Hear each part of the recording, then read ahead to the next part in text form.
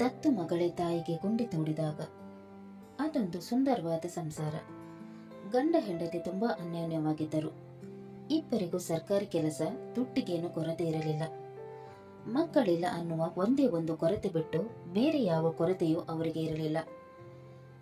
ಸಿಕ್ಕ ದೇವಸ್ಥಾನ ಸುತ್ತಿ ಆಯಿತು, ಕಂಡ ಆಸ್ಪತ್ರೆ ಸುತ್ತಿ ಆದರೂ ಕೂಡ ಇವರಿಗೆ ಮಕ್ಕಳಾಗುವ ಭಾಗ್ಯ ಮಾತ್ರ ಒದಗಿ ಬರಲಿಲ್ಲ.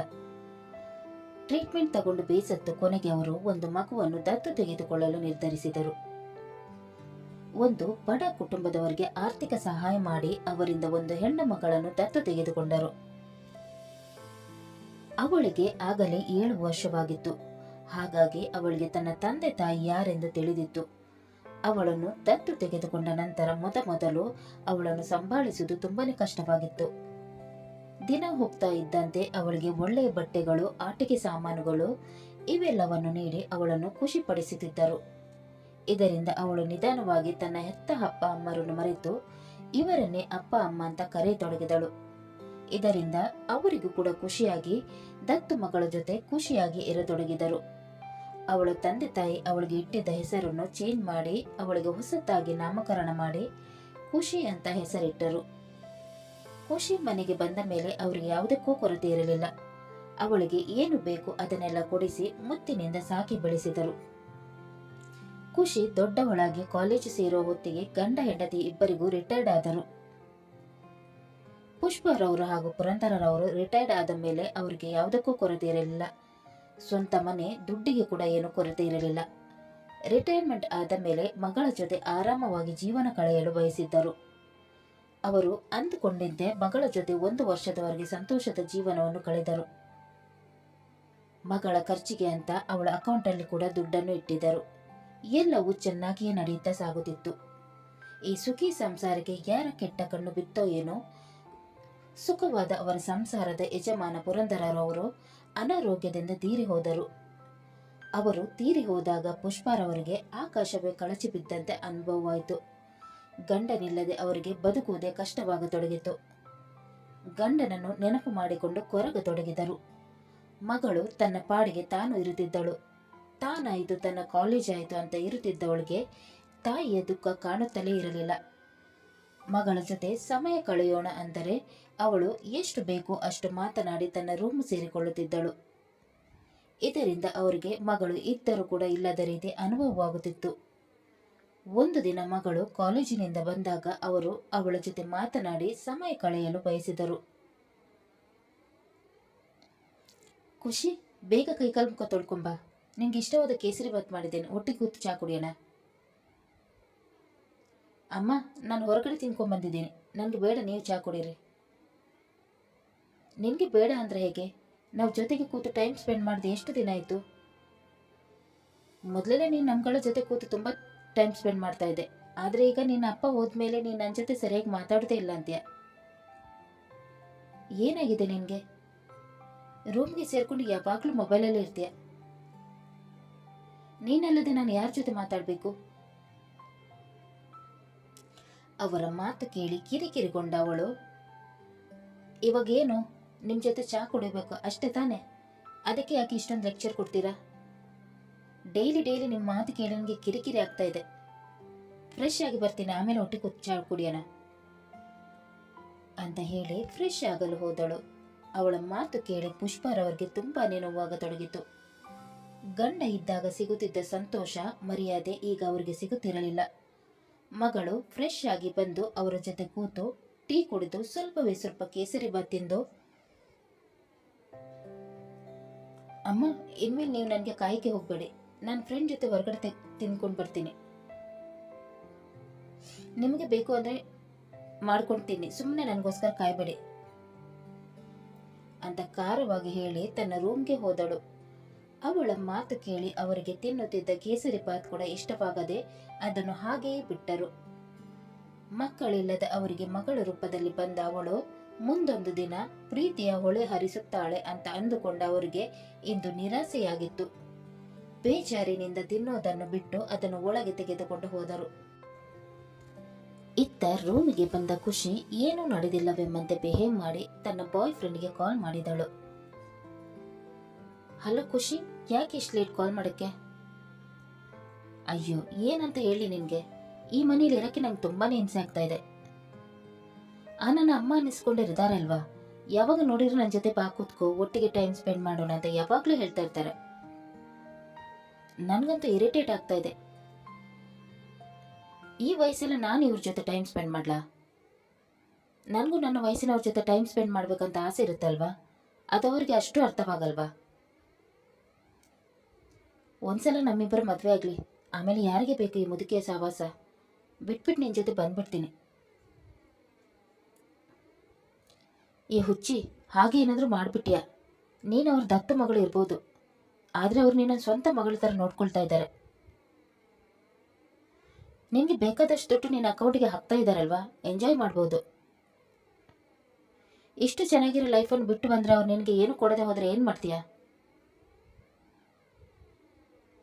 ನೀನು ಹೇಳೋದು ಸರಿಯಾಗೇ ಇದೆ. ಇನ್ನು ಎಷ್ಟು ದಿನ ಅಂತ ಈ ಮುದುಕಿನ ಸಹಿಸ್ಕೊಂಡಿರೋದು ಅಂತ ಗೊತ್ತಾಗ್ತಾ ಇಲ್ಲ. ಈಗ ಸುಮ್ಮನಿರು, ಎಲ್ಲದಕ್ಕೂ ಒಂದು ಟೈಮ್ ಬಂದೇ ಬರುತ್ತೆ, ಅಲ್ಲಿ ತನಕ ಕಾಯೋಣ. ಸರಿ, ನಾಳೆ ಎಲ್ಲಿ ಸುತ್ತಾಡಕ್ಕೆ ಹೋಗೋಣ? ನಾನೇನಾದರೂ ಕಾಲೇಜಿಗೆ ಬಂಕ್ ಮಾಡಿ ನಿನ್ನ ಜೊತೆ ಸುತ್ತಾಡ್ತೀನಿ ಅಂತ ಅವ್ರಿಗೆ ಏನಾದರೂ ಗೊತ್ತಾದ್ರೆ ಅಷ್ಟೇ ನನ್ನ ಕತೆ. ಅವ್ರಿಗೆ ಗೊತ್ತಾಗದ ಹಾಗೆ ನೋಡ್ಕೊಳ್ಳೋಣ. ನನ್ನ ಮೊಬೈಲ್ ಹಾಳಾಗಿದೆ, ಏನು ಮಾಡಬೇಕು ಅಂತಾನೆ ಗೊತ್ತಾಗ್ತಾ ಇಲ್ಲ. ಅದಕ್ಕೆ ನೀನು ಯಾಕೆ ಚಿಂತೆ ಮಾಡ್ತೀಯಾ? ನಾನು ಇದ್ದೀನಲ್ವಾ, ನಾನು ನಿನಗೆ ಮೊಬೈಲ್ ಕೊಡಿಸ್ತೀನಿ. ಥ್ಯಾಂಕ್ಸ್ ಖುಷಿ, ನೀನು ನನ್ನ ಗರ್ಲ್ ಫ್ರೆಂಡ್ ಆಗಿರೋದಕ್ಕೆ ನನಗೆ ತುಂಬಾ ಖುಷಿ ಆಗ್ತಾ ಇದೆ. Love you Khushi, love you so much. Love you to Vikas ಅಂತ ಹೇಳಿ ಅವನ ಜೊತೆ ತುಂಬ ಹೊತ್ತು ಮಾತನಾಡತೊಡಗಿದಳು. ಮರುದಿನ ಖುಷಿ ಬ್ಯಾಂಕಿನಿಂದ 25,000 ಡ್ರಾ ಮಾಡಿದ ಮೆಸೇಜ್ ಪುಷ್ಪರವರ ಮೊಬೈಲ್ಗೆ ಬಂದಾಗ ಅವರಿಗೆ ಒಂದು ಕ್ಷಣ ಶಾಕ್ ಆಯಿತು. 25,000 ದುಡ್ಡು ಡ್ರಾ ಮಾಡಿದ್ದಾಳೆ. ಇಷ್ಟೊಂದು ದುಡ್ಡು ಇವಳಿಗೆ ಯಾಕೆ ಬೇಕು? ಇವಳಿನಾಗೆ ತಪ್ಪು ದಾರಿ ಹಿಡಿದಿದ್ದಾಳ ಹೇಗೆ? ಮೊದಲು ಇವಳಿಗೆ ಬುದ್ಧಿ ಹೇಳಬೇಕು ಅಂತ ಅಂದುಕೊಂಡ ಅವಳು ಕಾಲೇಜು ಮುಗಿಸಿ ಬರೋ ತನಕ ಕಾಯತೊಡಗಿದರು. ಅವಳು ಬಂದಾಗ, ಖುಷಿ ಬಾ ಇಲ್ಲಿ. ಏನಮ್ಮ, ಈಗ ತಾನೇ ಕಾಲೇಜಿಂದ ಬಂದಿದ್ದೇನೆ, ಮತ್ತೆ ಕಿರಿಕಿರಿ ಮಾಡೋಕ್ಕೆ ಹೋಗಬೇಡಿ. ನೀನು ನಿಜವಾಗ್ಲೂ ಕಾಲೇಜಿಂದ ಬರ್ತಾ ಇದೆಯಾ? ಅವರ ಮಾತು ಕೇಳಿ ಅವಳು ತಡವರಿಸುತ್ತಾ, ಕಾಲೇಜಿನಿಂದ ಅಲ್ಲ ಅಂದ್ರೆ ಇನ್ನು ಎಲ್ಲಿಂದ ಬರಲಿ? ಏನು ನನ್ನ ಮೇಲೆ ಡೌಟ್ ಮಾಡ್ತಾ ಇದ್ದೀರಾ? ನೀನು ಕಾಲೇಜಿಂದ ಬರ್ತಾ ಇಲ್ಲ ಅಂತ ನನಗೆ ಚೆನ್ನಾಗೇ ಗೊತ್ತು. ನಾನು ನಿನ್ನ ಕ್ಲಾಸ್ ಟೀಚರ್ಗೆ ಕಾಲ್ ಮಾಡಿದ್ದೆ. ನೀನು 2 ತಿಂಗಳಿಂದ ಕಾಲೇಜಿಗೆ ಸರಿಯಾಗಿ ಹೋಗ್ತಾ ಇಲ್ಲ ಅಂತ ಅವ್ರು ಹೇಳಿದರು. ನೀನು ಚೆನ್ನಾಗಿ ಓದಲಿ ಅಂತ ಕಾಲೇಜಿಗೆ ಕಳಿಸಿದ್ರೆ ಸುತ್ತಾಡಕ್ಕೆ ಹೋಗ್ತೀಯಾ? ಏನೇ ಬಂದಿರೋದು ನಿನಗೆ? 25,000 ಅಕೌಂಟಿಂದ ಯಾಕೆ ತಗೊಂಡೆ? 2 ತಿಂಗಳಿಂದ 50,000 ತನಕ ದುಡ್ಡು ಖರ್ಚು ಮಾಡಿದ್ಯಾ. ಎಲ್ಲಿ ಹೋಯ್ತಾ ಆ ದುಡ್ಡೆಲ್ಲ ಅಂತ ಗದರಿ ಕೇಳಿದಾಗ ಅವಳು ನಾಟಕ ಮಾಡುತ್ತಾ, ನಾನು ನಿಮ್ಮ ಸ್ವಂತ ಮಗಳಾಗಿದ್ರೆ ನೀವು ಈ ಥರ ಪ್ರಶ್ನೆ ಮಾಡ್ತಾ ಇರಲಿಲ್ಲ. ಎಷ್ಟಾದರೂ ನಾನು ನಿಮ್ಮ ದತ್ತ ಮಗಳಲ್ವಾ, ಅದಕ್ಕೆ ನಾನು ಈ ರೀತಿ ಟ್ರೀಟ್ ಮಾಡ್ತಾ ಇದ್ದೀರಾ. ನೋಡು, ವಿಷಯನ ಎಲ್ಲಿಂದ ಎಲ್ಲಿಗೆ ತೆಗೆದುಕೊಂಡು ಹೋಗಬೇಡ. ನೀನು ದತ್ತ ಮಗಳಾಗಿದ್ರು ನಿನ್ನನ್ನು ನನ್ನ ಸ್ವಂತ ಮಗಳ ಥರ ನೋಡ್ಕೊಂಡಿದ್ದೀನಿ. ನೀನು ಚೆನ್ನಾಗಿರ್ಬೇಕಂತಾನೆ ನನ್ನನ್ನು ಕೇಳ್ತಾ ಇರೋದು. ನಾಳೆಯಿಂದ ಕರೆಕ್ಟಾಗಿ ಕಾಲೇಜಿಗೆ ಹೋಗೋದಿದ್ರೆ ಮಾತ್ರ ಹೋಗು, ಇಲ್ಲ ಅಂದರೆ ಮನೆಯಲ್ಲೇ ಇರು, ಎಲ್ಲೂ ಹೋಗುವ ಅವಶ್ಯಕತೆ ಇಲ್ಲ.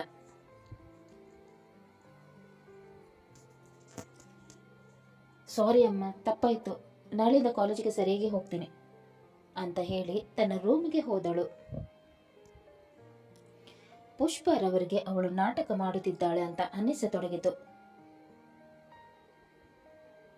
ನಾನು ಸಾಕಿದ ಮಗಳು ಈ ರೀತಿಯಾದಳು ಅಂತ ಅವರು ತುಂಬಾ ನೋವು ಪಟ್ಟುಕೊಳ್ಳತೊಡಗಿದಳು. ನೋವನ್ನು ಯಾರ ಹತ್ರ ಆದರೂ ಶೇರ್ ಮಾಡಬೇಕು ಅಂತ ಅಂದುಕೊಂಡ ಅವರು ತನ್ನ ತಂಗಿಗೆ ಕಾಲ್ ಮಾಡಿದರು. ಕಾಲ್ ರಿಸೀವ್ ಮಾಡಿದ ಅವರ ತಂಗಿ ಇವರ ಜೊತೆ ಮಾತನಾಡತೊಡಗಿದರು. ಹಲೋ ಅಕ್ಕ, ಹೇಗಿದ್ದೀಯಾ? ಖುಷಿ ಹೇಗಿದ್ದಾಳ? ಏನಂತ ಹೇಳಿ ಪ್ರೇಮ, ಜೀವನವೇ ಸಾಕಾಗಿದೆ. ಏನಾಯ್ತಕ್ಕ, ಯಾಕೆ ಈ ರೀತಿ ಮಾತಾಡ್ತಾ ಇದೆಯಾ? ಮಕ್ಕಳಿಲ್ಲ ಅಂತ ದತ್ತು ತಗೊಂಡೆ, ಆದರೆ ಅವಳು ನನ್ನ ಮಾತು ಕೇಳೋದೇ ಇಲ್ಲ ಅಂತಾಳೆ. ಯಾವಾಗ ನೋಡಿದ್ರೂ ಮೊಬೈಲಲ್ಲಿ ಇರ್ತಾಳೆ. ಕಾಲೇಜಿಗೆ ಬಂಕ್ ಮಾಡಿ ಸುತ್ತಾಡಕ್ಕೆ ಹೋಗ್ತಾಳೆ. ಇವರಿದ್ದಾಗ ಸರಿಯಾಗಿ ಇದ್ಲು, ಇವ್ರು ಹೋದ ಮೇಲೆ ಮಾತೇ ಕೇಳಲ್ಲ ಅಂತಾಳೆ. ಅಕೌಂಟಲ್ಲಿ ದುಡ್ಡಿದೆ ಅಂತ ಮನಸ್ಸಿಗೆ ಬಂದ ಹಾಗೆ ಖರ್ಚು ಮಾಡ್ತಾ ಇದ್ದಾಳೆ. ಇವತ್ತು ಸ್ವಲ್ಪ ಬೈದ್ಬಿಟ್ಟೆ, ಮುಖದಲ್ಲಿ ಪಶ್ಚಾತ್ತಾಪ ಅನ್ನೋದೇ ಇಲ್ಲ. ಏನ್ ಮಾಡ್ಬೇಕಂತ ನಂಗೆ ಗೊತ್ತಾಗ್ತಾ ಇಲ್ಲ. ಮನಸ್ಸಿಗೆ ತುಂಬಾ ನೋಗ್ತಾ ಇದೆ, ಅದಕ್ಕೆ ನಿಂಗೆ ಕಾಲ್ ಮಾಡಿದೆ. ಅಕ್ಕ, ಒಂದು ಕೆಲಸ ಮಾಡು. ಅವಳ ಅಕೌಂಟಿಗೆ ದುಡ್ಡು ಹಾಕಿದರೆ ತಾನೆ ಅವಳು ದುಡ್ಡು ಖರ್ಚು ಮಾಡೋದು. ಅವಳ ಅಕೌಂಟ್ಗೆ ದುಡ್ಡು ಹಾಕ್ಬೇಡ. ದುಡ್ಡಿಲ್ಲ ಅಂದ್ರೆ ಎಲ್ಲಿಂದ ಖರ್ಚು ಮಾಡ್ತಾಳೆ? ಆಗ ತಾನಾಗೆ ಕರೆಕ್ಟಾಗಿ ಕಾಲೇಜ್ಗೆ ಹೋಗ್ತಾಳೆ. ನೀನು ಹೇಳಿದ ಸರಿಯಾಗಿ ಇದೆ, ಇದೇ ತರ ಮಾಡ್ತೇನೆ ಅಂತ ಹೇಳಿ ಕಾಲ್ ಕಟ್ ಮಾಡಿ ಅದೇ ತರ ಮಾಡಿದರು. ಒಂದೆರಡು ದಿನದಲ್ಲಿ ಅವಳ ಅಕೌಂಟಲ್ಲಿದ್ದ ದುಡ್ಡು ಖಾಲಿಯಾದಾಗ ಅವಳು ತನ್ನ ತಾಯಿಯ ಬಳಿ ಬಂದು ದುಡ್ಡಿನ ವಿಷಯವನ್ನು ಎತ್ತಿದಳು. ಅವರು ಖಂಡಿತವಾಗಿ ದುಡ್ಡು ಕೊಡಲು ನಿರಾಕರಿಸಿದರು. ಇದರಿಂದ ಕೋಪಗೊಂಡ ಅವಳು ತನ್ನ ಬಾಯ್ ಫ್ರೆಂಡಿಗೆ ಕಾಲ್ ಮಾಡಿ ವಿಷಯವನ್ನೆಲ್ಲ ತಿಳಿಸಿದಳು. ಹಲೋ ವಿಕಾಸ್, ನನಗೆ ನಿನ್ನ ಹತ್ರ ಸ್ವಲ್ಪ ಮಾತಾಡಕ್ಕಿದೆ. ಹೇಳು ಖುಷಿ, ನಿನ್ನಮ್ಮ ಮತ್ತೇನಾದ್ರೂ ತೊಂದರೆ ಕೊಡ್ತಾ ಇದ್ದಾರೆ ಹೇಗೆ? ತುಂಬಾನೇ ತೊಂದರೆ ಕೊಡ್ತಾ ಇದ್ದಾರೆ. ನನ್ನ ಅಕೌಂಟ್ಗೆ ದುಡ್ಡೇ ಹಾಕ್ತಾ ಇಲ್ಲ. ಕೇಳಿದ್ರೆ ಕೊಡಲ್ಲ ಅಂದ್ರು. ಖರ್ಚಿಗೆ ಏನ್ ಮಾಡ್ಬೇಕಂತಾನೆ ಗೊತ್ತಾಗ್ತಾ ಇಲ್ಲ. ನಿನ್ನ ಅಮ್ಮನನ್ನು ಸಾಯಿಸ್ಬಿಟ್ರೆ ಹೇಗೆ? ಏನ್ ಹೇಳ್ತಾ ಇದ್ದೆ ವಿಕಾಸ್? ಅವ್ರು ನನ್ನ ಅಮ್ಮ. ಅವ್ರು ನಿನ್ನನ್ನು ದತ್ತು ತಗೊಂಡಿರೋದು, ನಿನ್ನ ಸ್ವಂತ ಅಮ್ಮ ಅಲ್ಲ. ಸ್ವಂತ ಅಮ್ಮ ಆಗಿದ್ರೆ ಈ ತರ ಮಾಡ್ತಾ ಇರ್ಲಿಲ್ಲ. ಅವ್ರಿಗೆ ನಿನ್ ಮೇಲೆ ಸ್ವಲ್ಪನೂ ಪ್ರೀತಿ ಇಲ್ಲ, ಅದಕ್ಕೋಸ್ಕರ ಈ ರೀತಿ ಮಾಡ್ತಾ ಇದ್ದಾರೆ. ಅವ್ರನ್ನ ಸಾಯಿಸ್ಬಿಟ್ರೆ ಅವರ ಆಸ್ತಿ ಎಲ್ಲ ನಿನ್ನದಾಗ್ಬಿಡುತ್ತೆ. ಆಮೇಲೆ ನೀನು ಇಷ್ಟ ಬಂದಾಗೆ ದುಡ್ಡನ್ನು ಖರ್ಚು ಮಾಡ್ಬೋದು.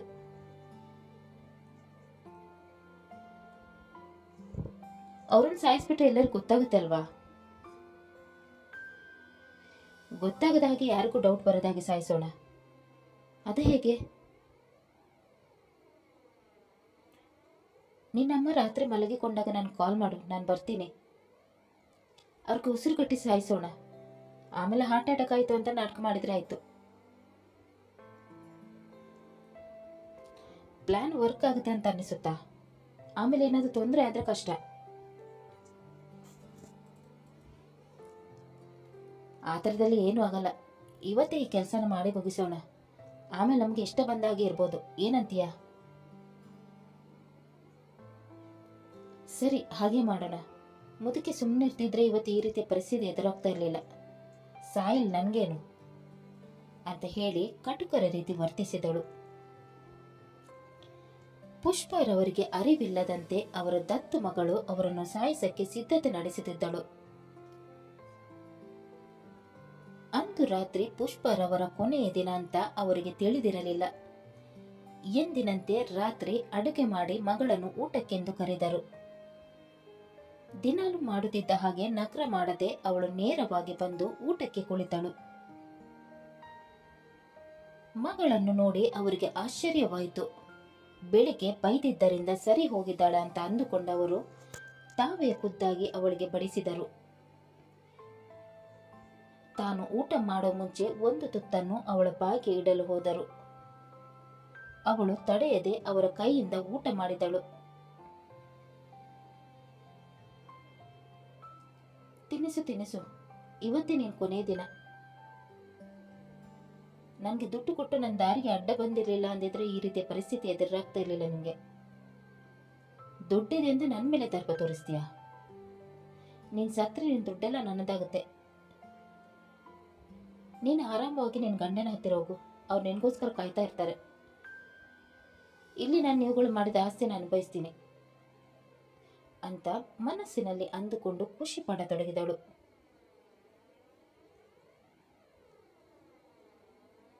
ಮಗಳು ತನ್ನ ಜೊತೆ ಜಗಳ ಮಾಡದೆ ಪ್ರೀತಿಯಿಂದ ಇದ್ದಿದ್ದನ್ನು ನೋಡಿ ಅವರಿಗೆ ಖುಷಿಯಾಯಿತು. ಇವತ್ತು ಯಾಕೋ ಸ್ವಲ್ಪ ಜಾಸ್ತಿನೇ ಮುಟ್ಟವಾಡಿದ್ದರು.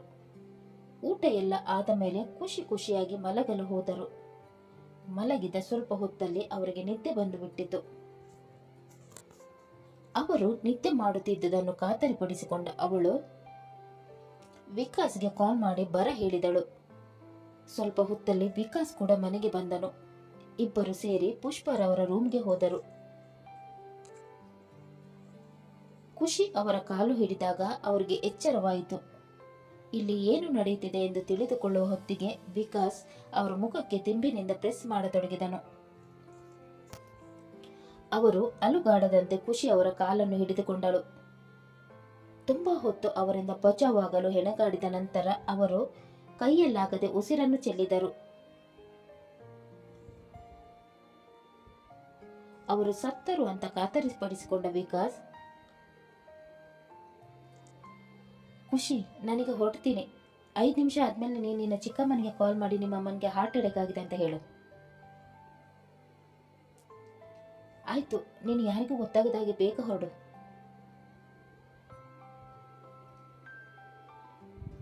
ಆಯ್ತು ಅಂತ ಹೇಳಿ ಅವನು ಅಲ್ಲಿಂದ ಹೊರಟನು. ಅವನು ಹೋಗಿ ಆದ ಮೇಲೆ ಖುಷಿ ತನ್ನ ಚಿಕ್ಕಮ್ಮನಿಗೆ ಕಾಲ್ ಮಾಡಿದಳು. ಹಲೋ ಚಿಕ್ಕಮ್ಮ, ಅಮ್ಮ ಊಟ ಮಾಡಿ ಮಲಗಿದರು, ಕರೆದ್ರೂ ಎದ್ದೇಳ್ತಾ ಇಲ್ಲ. ಅವ್ರ ಪಲ್ಸ್ ರೇಟ್ ನೋವು ಸ್ಟಾಪ್ ಆಗಿರೋ ತರ ಕಾಣಿಸ್ತಾ ಇದೆ. ಊಟ ಮಾಡ್ತಾ ಇರ್ಬೇಕಾದ್ರೆ ಎದೆಗೆ ಕೈ ಹಿಡ್ಕೊಂಡು ನೋವಾಗ್ತಾ ಇದೆ ಅಂತ ಹೇಳ್ತಾ ಇದ್ರು. ನಾನು ಹಾಸ್ಪಿಟಲ್ಗೆ ಹೋಗೋಣ ಅಂತ ಹೇಳಿದೆ, ಆದ್ರೆ ಅವರು ಆಸಿಡಿಟಿ ಆಗಿರೋದು ಸ್ವಲ್ಪ ಹೊತ್ತಿನ ನಂತರ ಸರಿ ಹೋಗುತ್ತೆ ಅಂತ ಹೇಳಿ ಹೋಗಿ ಮಲ್ಕೊಂಡ್ರು. ಸ್ವಲ್ಪ ಹೊತ್ತಾದ್ಮೇಲೆ ಅವ್ರನ್ನ ಎಬ್ಬಿಸಲು ಹೋದಾಗ ಅವ್ರು ಎದ್ದೇಳ್ತಾನೆ ಇಲ್ಲ. ನನ್ಗ್ಯಾಕೋ ಅವ್ರಿಗೆ ಹಾರ್ಟ್ ಅಟ್ಯಾಕ್ ಆಗಿದೆ ಅಂತ ಅನ್ನಿಸ್ತಾ ಇದೆ ಚಿಕ್ಕಮ್ಮ. ಬೇಗ ಬನ್ನಿ ಚಿಕ್ಕಮ್ಮ, ನನ್ಗೆ ಭಯ ಆಗ್ತಾ ಇದೆ ಅಂತ ಹೇಳಿ ನಾಟಕ ಮಾಡುತ್ತಾ ಅಳತೊಡಗಿದಳು. ಅವಳು ಅಳುತ್ತಿರುವುದನ್ನು ಆಲಿಸಿದ ಅವರು, ಅಳ್ಬೇಡ, ನಾನೀಗ್ಲೇ ಬಂದೆ ಅಂತ ಹೇಳಿ ಅವರು ಕಾಲ್ ಕಟ್ ಮಾಡಿ ಕೂಡಲೇ ತನ್ನ ಮನೆಯಿಂದ ಹೊರಟು ತನ್ನ ಅಕ್ಕನ ಮನೆಗೆ ಬಂದವರು. ಬಂದವರೇ ಅಕ್ಕನ ನಾಡಿ ಮಿಡಿತ ಚೆಕ್ ಮಾಡಿದಾಗ ಅವರ ಅಕ್ಕ ತೀರಿಕೊಂಡಿದ್ದು ಅವರಿಗೆ ಮನವರಿಕೆ ಆಯಿತು.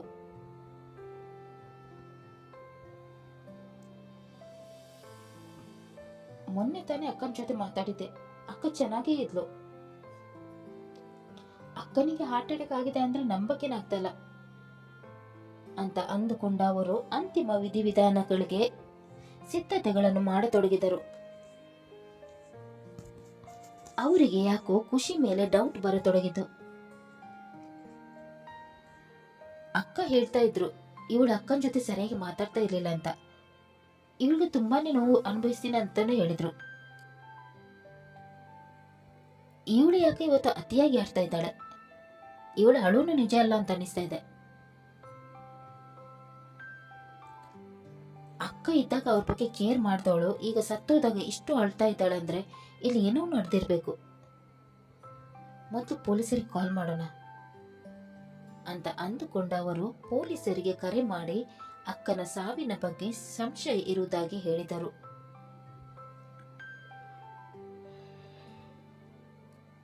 ಕೂಡಲೇ ಪೊಲೀಸರು ಅವರ ಮನೆಗೆ ಬಂದು ಪುಷ್ಪರವರ ಬಾಡಿಯನ್ನು ಪೋಸ್ಟ್ ಮಾರ್ಟಂಗೆ ಕಳಿಸಿದರು. ಇದನ್ನು ನೋಡಿದ ಖುಷಿಗೆ ಗಾಬರಿಯಾಗತೊಡಗಿತು. ಅವಳು ಗಾಬರಿಗೊಂಡಿದ್ದನ್ನು ಅವಳ ಚಿಕ್ಕಮ್ಮ ಗಮನಿಸಿದರು.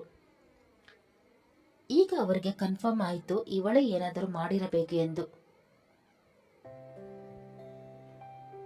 ಪೊಲೀಸರು ಇವರ ಹತ್ತಿರ ಬಂದು ಯಾರ ಮೇಲಾದರೂ ಸಂದೇಹ ಇದೆಯಾ ಅಂತ ಕೇಳಿದಾಗ ಇವರು ನೇರವಾಗಿ ಖುಷಿಯ ಕಡೆ ಬೊಟ್ಟು ಮಾಡಿದರು. ಪೋಸ್ಟ್ ಮಾರ್ಟಮ್ ರಿಪೋರ್ಟ್ ಬಂದ ಮೇಲೆ ಅವರ ಸಾವು ಸಹಜ ಸಾವಲ್ಲ, ಬದಲಾಗಿ ಅವರನ್ನು ಉಸಿರುಗಟ್ಟಿಸಿ ಕೊಲೆ ಮಾಡಿದ್ರು ಅಂತ ಕನ್ಫರ್ಮ್ ಆಯಿತು. ಪೊಲೀಸರು ಖುಷಿಯ ಚಿಕ್ಕಮ್ಮನ ಹೇಳಿಕೆಯಂತೆ ಖುಷಿಯನ್ನು ಪೊಲೀಸ್ ಸ್ಟೇಷನ್ಗೆ ಕರೆದುಕೊಂಡು ಹೋದರು. ಖುಷಿ ಭಯದಿಂದ ನಡುಗುತ್ತಿದ್ದಳು. ಮೊದಲು ನನಗೇನು ಗೊತ್ತಿಲ್ಲ ಅಂತ ಪೊಲೀಸರ ಹತ್ತಿರ ವಾದ ಮಾಡತೊಡಗಿದಳು. ಕೊನೆಗೆ ಪೊಲೀಸರು ಅವರದ್ದೇ ರೀತಿಯಲ್ಲಿ ಬಾಯಿ ಬಿಡಿಸಿದಾಗ ಅವಳು ಎಲ್ಲವನ್ನು ಬಾಯಿ ಬಿಟ್ಟಿದ್ದಳು.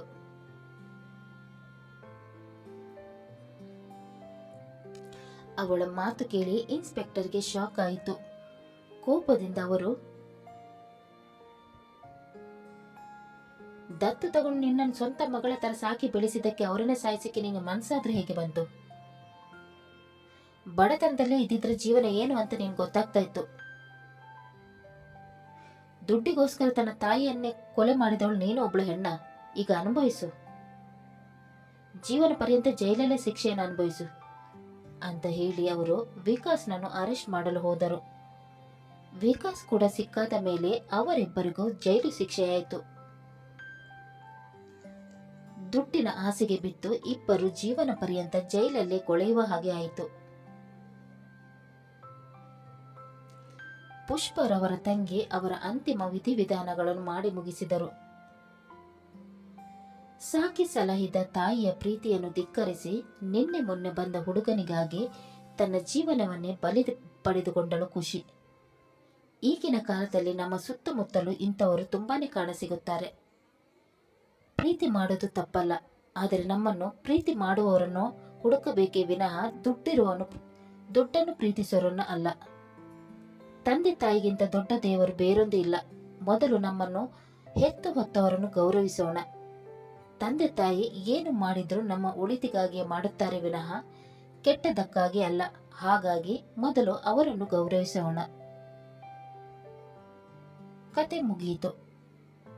ಈ ಕತೆ ನಿಮ್ಗೆ ಇಷ್ಟವಾದಲ್ಲಿ ಲೈಕ್ ಮಾಡಿ, ಶೇರ್ ಮಾಡಿ ಮತ್ತು ಸಬ್ಸ್ಕ್ರೈಬ್ ಮಾಡೋದನ್ನು ಮಾತ್ರ ಮರಿಬೇಡಿ. ಹಾಗೆ ಕತೆ ಹೇಗಿದೆ ಅಂತ ಕಮೆಂಟ್ ಬಾಕ್ಸ್ ಅಲ್ಲಿ ತಿಳಿಸಿ. ಧನ್ಯವಾದಗಳು.